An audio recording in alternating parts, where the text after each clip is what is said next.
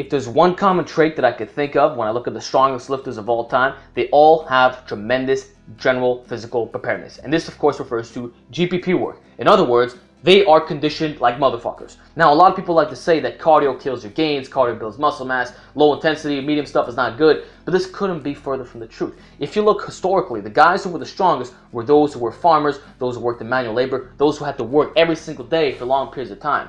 And that is because these people were building their GPP work. They were building a foundation that didn't even know was going to serve them very well in sport. Same thing for hockey players, those who shoveled every single day, mountain loads of snow, they perform very well on the ice. And this is the premise behind general physical preparedness. It raises your work capacity, it raises how much volume you can tolerate, it raises how much exercise you can do in a single session. And that is why I am so for it. So many guys, this amazes me, especially naturals, they don't do the GPP work. Why would you not do your GPP work if it has the potential of raising everything? It can raise all your abilities completely. And let me give you a couple examples in this video. I'll give you two to be precise. Number one, strongman competitors. These are by far the strongest individuals on the planet in the modern day era. Because, you know, I could argue that Louis Cyr was one of the strongest men of all time. And he kind of was. If you consider the fact that he was natural and the lifts that he put up, that's pretty fucking impressive. But nonetheless, the strongest guys today are strongman competitors. Now, what's one thing that all these guys have in common? They have a heavy emphasis on GPP work. There's a heavy emphasis on conditioning. You see these guys on the yoke. The yoke is not easy, my friends. It's fucking hard. They're doing the prowler. They're doing the sandbag work. Sandbags are tough, let me tell you. Because, you know, although I don't do sandbag training, I have a cat, right? And every single time, every single month or so, I gotta buy some food, I gotta buy some litter. Now that shit is fucking heavy. It's like a 25 kilogram bag, and I gotta basically walk over a mile just to get home. It's not a heavy weight, but it's pretty hard when you gotta bear hug it or you gotta grab it with your forearms. That's conditioning work right there. And strongman competitors work with sandbags, they work with all kinds of odd objects, and as a result, their body develops greatly in terms of strength, in terms of work capacity, into all the benefits that I described previously. And it is a direct cause and effect relationship here. I can give you some more examples. Manual labor people. People do manual labor for many years. You make them do a gym workout, it's the easiest thing in the world. Imagine if you, okay, let's imagine you're a labor grunt, right? You just do some basic heavy lifting shit. You gotta pick up bales of hay. You know the old bales of hay, you gotta pick it up, load it onto a truck. Or maybe you're lifting these big ass boxes where you gotta basically deficit deadlift, upright row it, and then push press to get it up, right? And you're doing that every single day, 8 hours a day, and it's heavy. What do you think happens to your body when you start doing a high volume training session?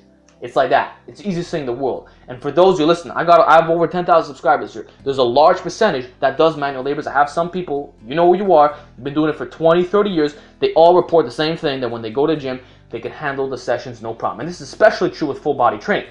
So now, I like to argue that full body training is the most effective way to build muscle and strength for drug-free lifters. If you're doing manual labor, if you're doing GPP work in general, full body training is more tolerable, it's more manageable. And therefore, if you can run the most effective system of all time for drug-free lifters, you will be rewarded. You will be rewarded with amazing strength and muscle gains.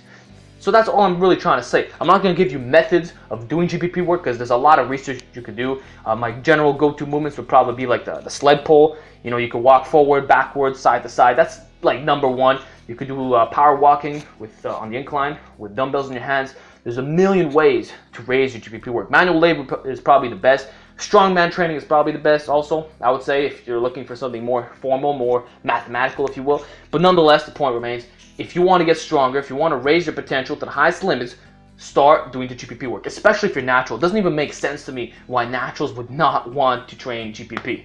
It's not enough to just go in the gym and do your weight training. It really isn't. You will get strong that way, but there's going to be a missing link. The missing link is going to be work capacity. Remember what I told you?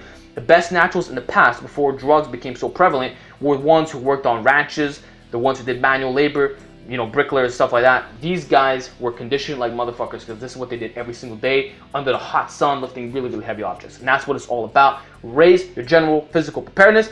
And when you go in the gym, it's going to be a joke. Weights are going to fly up. You'll be able to tolerate all kinds of things that average gym goers cannot handle. So that's all for today. Let me know what you think down below. Do you have any experience with GPP work, manual labor, etc.? If you already commented in the past, don't worry, you don't got to do it again. But nonetheless, I'm curious to hear your insight. So that's it. I'll talk to you next time.